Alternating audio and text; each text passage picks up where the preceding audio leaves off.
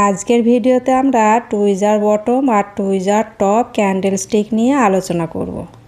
Down ট্রেন্ডে কোনো stock চলার পর বটম এরিয়াতে বা সাপোর্টে এই প্যাটার্ন তৈরি হয়। এটিও একটি রিভার্সাল প্যাটার্ন। এখানে দুইটি ক্যান্ডেল একই রকম দেখতে হবে। সেটি ডোজি হতে পারে, হ্যামার হতে পারে, মারুবুজু বা ইনভার্টেড হ্যামার, যে কোনো ক্যান্ডেলস্টিক হতে পারে।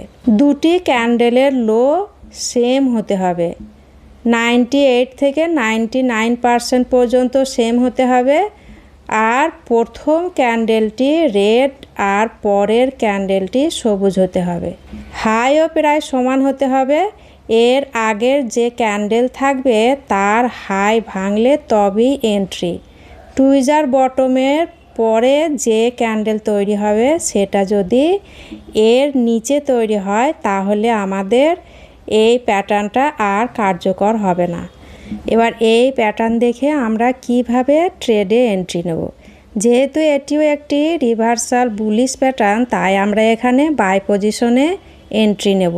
তৃতীয় দিনে যদি একটি বুলিশ ক্যান্ডেল তৈরি হয় তাহলে সেটি প্যাটার্নের কনফার্মেশন দেয়।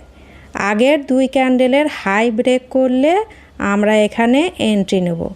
আর দ্বিতীয় ক্যান্ডেলের লোয়ের নিচে স্টপ লস হবে।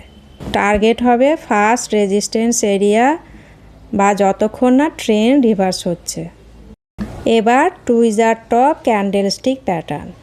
এটি একটি bearish candlestick pattern. Strong up trend চলার পর কোনো স্টকের টপে এই প্যাটার্নটি তৈরি হয়। এই প্যাটার্নের প্রথম যে ক্যান্ডেলটা তৈরি হবে সেটা সব সময় গ্রিন হতে হবে, আর পরের যে ক্যান্ডেলটা হবে সেটা রেড হবে।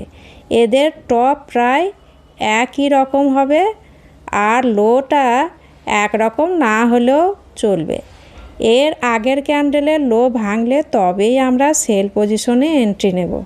স্টপ লস হবে টুইজার টপের হাইয়ের থেকে একটু উপরে। আর একটা কথা মনে রাখতে হবে, এই প্যাটার্ন তৈরি হবার পর যদি তিনটে ক্যান্ডেল তৈরি হবার পরেও আগের ক্যান্ডেলের লোকে ভাঙতে না পারে তাহলে বুঝতে হবে এখানে সেলাররা এখনও পুরোপুরি অ্যাক্টিভ হয়নি, আমরা আর এন্ট্রি নেব না। আর যদি হাইকে ব্রেক করে তবুও আমরা এন্ট্রি নেব না। এই ভিডিওটি শুধুমাত্র শিক্ষামূলক উদ্দেশ্যে তৈরি। এখানে কোনো বাই বা সেল পরামর্শ দেওয়া হয় না। ভিডিওটি ভালো লাগলে লাইক, শেয়ার এবং সাবস্ক্রাইব অবশ্যই করবেন।